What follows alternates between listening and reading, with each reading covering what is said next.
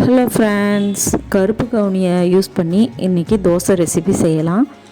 நான் ஒரு 2 டம்ளர் கருப்பு கவுனி அரிசி எடுத்திருக்கேன். ஒரு அரை டம்ளர் நார்மல் இட்லி அரிசி, ஒரு கைப்பிடி பச்சரிசி, உளுந்து வந்து ஒரு அரை டம்ளர் உளுந்து, வெந்தயம் ஒரு அரை ஸ்பூன், கேப்பை இருந்தால் அதையும் ஆட் பண்ணிவிட்டு இதை நல்லாவே நான் இது கூட கொஞ்சம் தினை ரொம்ப நாளாக வீட்டில் இருக்கேன்ட்டு அந்த தினையும் இதில் ஆட் பண்ணிட்டேன். அது வேண்டான்னா விட்டுடலாம். கேப்பையும் ஆட் பண்ணிங்கன்னா ரொம்ப நல்லது. எல்லாத்தையும் 6 மணி நேரம் ஊற வச்சுட்டு மாவாட்டி எடுத்துகிட்டு உப்பு போட்டு மூடி புளிக்க வச்சுட்டேன்.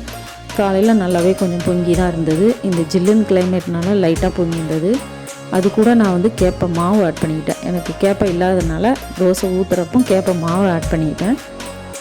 இது வந்து ஒரு ஹெல்த்தியான ஒரு தோசை ரெசிபி. நம்ம அரிசி அடிக்கடி சேர்க்காமல் இந்த மாதிரி ஐட்டங்கள்லாம் சேர்த்துக்கிட்டோம்னா உடம்புக்கு ரொம்ப நல்லது. டயபெட்டிஸ் பேஷண்ட்டுக்கெலாம் ரொம்ப நல்லது. மெல்லிஸாக ஊற்றிட்டு அதை வந்து ஆஸ் யூஷுவல் எப்பயும் போல் சட்னி சாம்பார் வச்சு சாப்பிடுங்க. ரொம்ப டேஸ்ட்டாக இருக்கும்.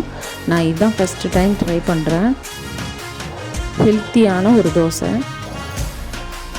நம்ம இதை வந்து சாப்பிட்றதுனால நல்ல ஃபுல்ஃபில்லாக இருக்கும். சுகர் பேஷண்ட்டுக்கு ரொம்ப நல்லது. ட்ரை பண்ணி பாருங்கள் ஃப்ரெண்ட்ஸ். தேங்க்ஸ் ஃபார் வாட்சிங்.